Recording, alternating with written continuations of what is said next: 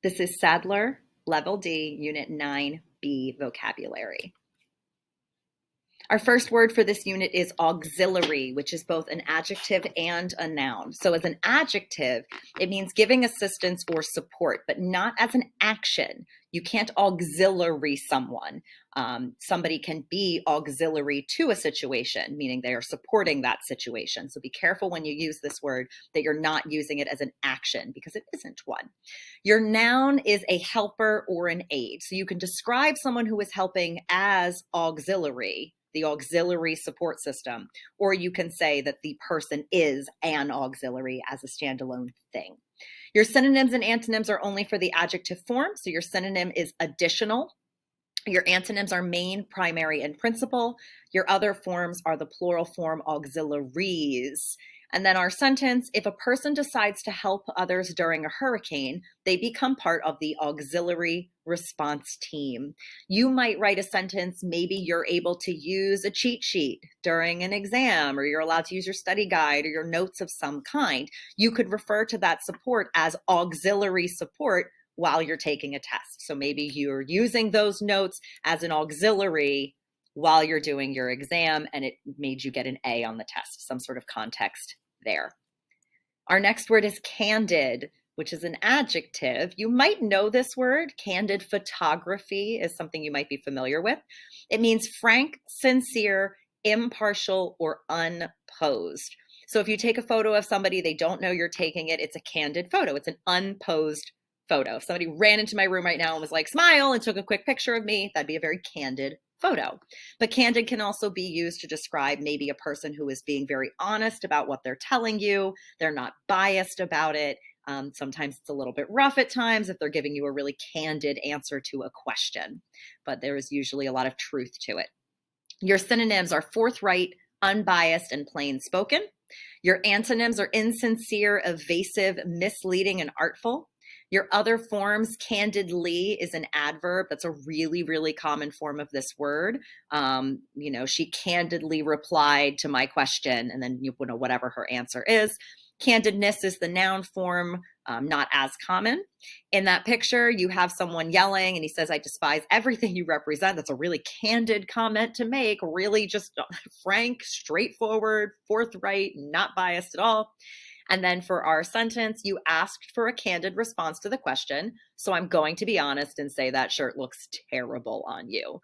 If you want to write a similar sentence, you could say, my friend asked for a candid answer too, and then give me the question, and then tell me what your very straightforward and sincere answer was to that question. Maybe you don't like their boyfriend or girlfriend. Maybe they've got a haircut that looks awful on them, and you're going to give a candid response to their question. Our next word is envoy. It is pronounced envoy, not envoy, and it is a noun, and it's a representative or a messenger, usually in terms of government. Not always, but it's usually a government term.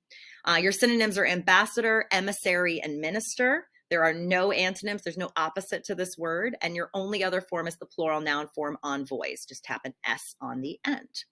For my sentence, I did not write about a government envoy. I wrote about another situation. I said, in order to try and negotiate an agreement during the game of Capture the Flag, the yellow team sent an envoy to discuss terms of surrender with the green team. They were the representative, the messenger.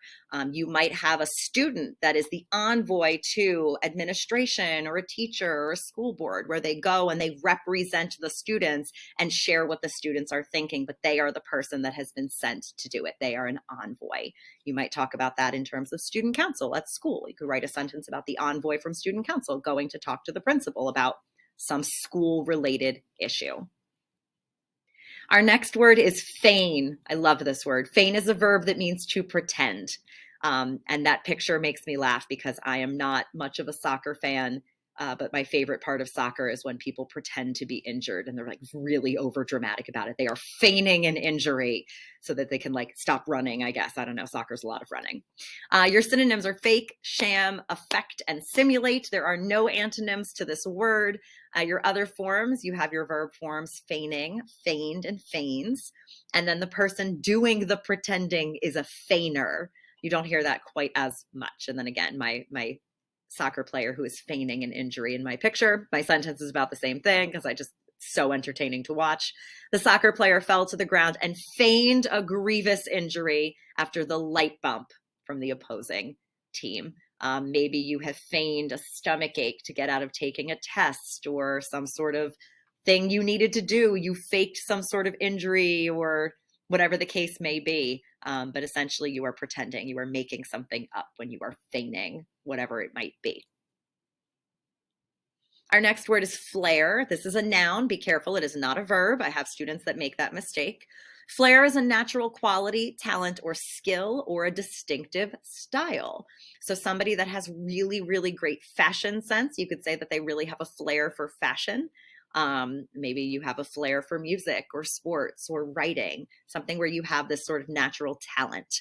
Your synonyms are bent, not like something is bent, but meaning you lean towards a particular skill. Knack, gift, again, not the noun form, having a gift, or not the noun form like a present, but you have a gift for a certain, skill set, again, like a talent. Style, and then panache, which is a really fun word.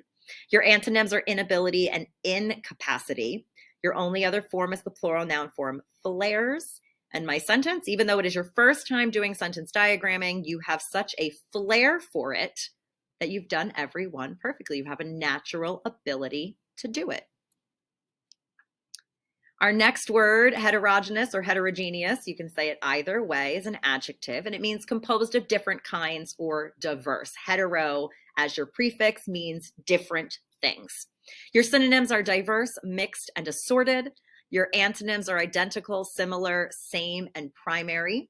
Your other forms, you have the ly adverb ending and the ness noun ending, heterogeneously and heterogeneousness.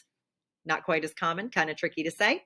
My picture is a different variety of tropical fish. So they're all different fish. They make up all these different kinds. It's a very diverse poster with the different fish on it. And the United States is a very heterogeneous country with many different cultures. Next word is inscribe with an I, not an E. Be careful. And it's a verb. And it means to write or engrave, or to enter a name onto a list. Now, it's more commonly used as the first form. And you can see that picture over there, the inscription, they've inscribed into that stone. Your synonyms are enroll or enlist, really the second part of the definition, to enter a name on a list. Your antonyms erase, rub out, delete, efface, and obliterate. You have your other verb forms, inscribed, inscribes, and inscribing. And then we have the noun form inscription. That is the written part itself. And then my sentence, for her birthday, I gave her a ring that had been inscribed with the date that we first met on the inside. So there is an actual engraving on the inside of the ring. And you can say it's been inscribed or that it has an inscription. Our next word is monologue. Monologue is a noun. It is a thing. It is not a verb in this case. Do not use it as a verb for us, even though it can be. It's a speech by one actor or a long talk by one person. Your synonym is soliloquy, but I don't like that synonym, and I'll explain that why in class. Your antonyms are conversation or colloquy, which is like a conversation between two people. Your other forms, a monologuist is a noun, and monologues is our plural noun form. And I'm going to pause the video right now.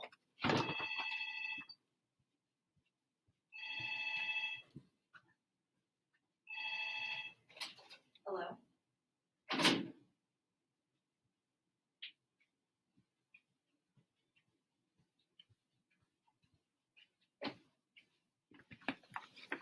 Okay, let's get back to it. Your other forms are monologuist, which is a noun, the person doing it, and then monologues is your plural noun. You can use monologuing as a verb, but I would avoid it for right now. And then my sentence, don't get Miss Beck started on Shakespeare's famous monologues, because then she'll start monologuing about the monologues. I can talk for a very long time about Shakespeare-related things. Our second to last word is rasping. Rasping can be both an adjective or a noun. It is definitely more common as an adjective, but it is a noun as well. As an adjective, it means with a harsh grating sound. So you could describe the sound of something as rasping. And then the sound itself, the noun form, a harsh sound. You could say, I heard a rasping. It's just not as common. Your synonyms and antonyms are all for the adjective forms. So your synonyms, scraping, abrasive, and gravelly. Your antonyms are smooth, silky, fine, and lustrous. Our other forms, rasper, the noun form, and raspingly, the adverb form. Nails on a chalkboard to me is a really rasping kind of sound. And then my sentence, during the week I had double pneumonia. My voice was rasping from coughing so much. So the sound of my voice was very harsh and grating because I'd coughed so much and it was difficult for you to kind of understand what I was saying. And then finally, our last word, super fun, crazy definitions, scuttle, which is both a verb and a noun. So as the verb form, we have multiple definitions. We have to sink a ship by cutting holes in it, to get rid of something in a decisive way. You could scuttle a plan. To run hastily or scurry, you could scuttle from place to place. You can scuttle down the hallway. And then the noun form is just a pail, like a bucket, a scuttle, not as common. So we have several different definitions for this word, all of them quite fun. Your synonyms, abandon, discard, scrap, ditch, and dump. Your antonyms are keep afloat, salvage, rescue, or preserve. You have your other verb forms, scuttled, scuttles, and scuttling, and then the plural noun form, multiple buckets or pails, scuttles.